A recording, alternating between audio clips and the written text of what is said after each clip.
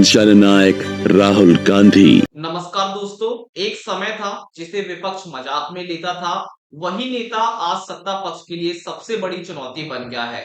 हम बात कर रहे हैं राहुल गांधी की, जिनकी लोकप्रियता और उनके आक्रामक तेवर ने देश की राजनीति का रुख मोड़ दिया है। राहुल गांधी की इस नई यात्रा की शुरुआत हुई थी भारत जोड़ो यात्रा से।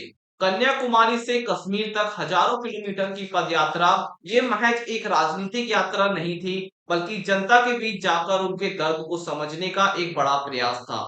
इस यात्रा ने राहुल गांधी की छवि को पूरी तरह से बदल दिया और जनता को यह भी विश्वास दिलाया कि कोई उनकी आवाज सुनने को तैयार है। और इस आत्मविश्वास को और मजबूती मिली भारत जोड़ो न्याय यात्रा से।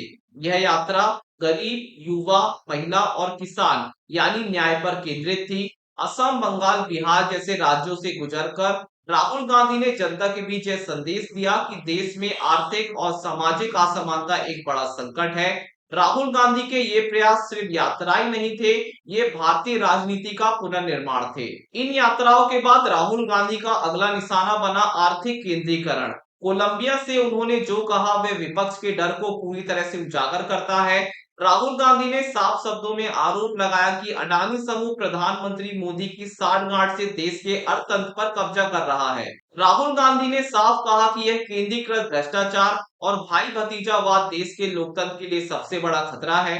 राहुल गांधी अब केवल सड़क पर नहीं बल्कि संसद में भी सत्ता को सीधे चुनौती दे रहे हैं। मोदी अडानी संबंध हो, वोट चोरी का आरोप हो या लोकतंत्र पर हमला, उनके सीधे सवालों से विपक्ष बेचैन है। उनके आरोपों में सत्य का अंश होने की संभावना ही विपक्ष को सबसे ज्यादा डरा रही है। इसलिए राहुल गांधी के हर बयान को तुरंत देश का अपमान बताकर दबाने की कोशिश की जा रही है। राहुल गांधी के इन प्रयासों का सबसे बड़ा परिणाम क्या है? जनता अब जाग रही है। उनकी यात्राओं और उनके आरोपों ने आम लोगों को यह सोचने पर मजबूर कर दिया है कि उनके हक और अधिकार कहां जा रहे हैं। युवा रोजगार, किसान सही दाम और आम नागरिक महंगाई पर सवाल पूछना सीख रहा है। यह जागरूकता डर की राजनीति करने वालों के लिए सबसे बड़ा खतरा है।